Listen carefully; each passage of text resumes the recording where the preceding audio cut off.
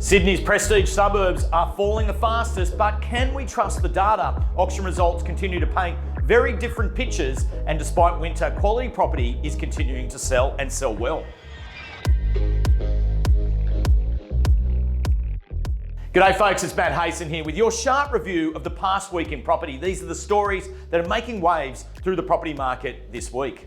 One of the biggest headlines this week came from the Australian Financial Review that was reporting that some of Sydney's most affluent suburbs have recorded the sharpest house price declines since the federal budget. Now, this is data from Totality suggesting that suburbs with a median house price above 2.5 million have been hardest hit. Now, several of these suburbs do sit in our core market, including Drummoyne, Rodd Point and Balmain East. But here is where I really struggled. According to the data, Balmain East has fallen 4.8% since May 12. Now, the issue is that only 2 properties have actually sold since the federal budget in Balmain East in that period. Now, for a suburb of this size, that's simply not enough evidence to confidently assess that shift in market value. Now, sometimes, as we know, these statistics, they tell a story, and sometimes they simply reflect a lack of transactions.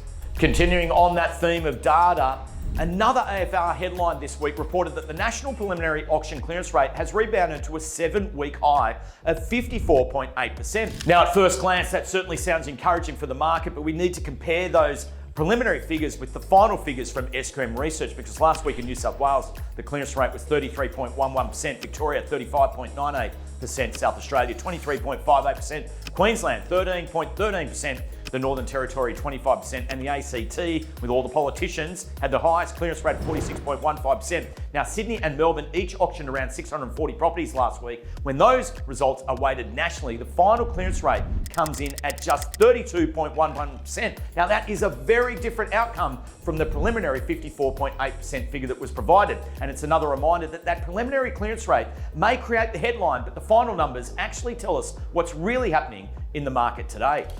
Now, while we are in the middle of winter, it's great to see some quality property continuing to perform very well. Last week, we sold 16 Hillcrest Avenue in Ashfield, which achieved the highest price sale for the suburb so far this year. It was a magnificent residence combining scale, character, and a substantial land holding. Also, 25 Cecily Street in Lilyfield was another outstanding result. A beautifully finished home with quality style and an exceptional location. And then coming to market this week is one I'm genuinely excited about. It is 10 Simmons Street in Balmain East, built in 1978. This substantial residence occupies one of the peninsula's finest positions. It is north facing and has expansive water views from every level, and that level rear garden flowing directly from the living area is something lots of buyers look for. Excellent garaging and the type of proportions and construction that have become increasingly sought after. It is a tightly held style of property that rarely is on offer.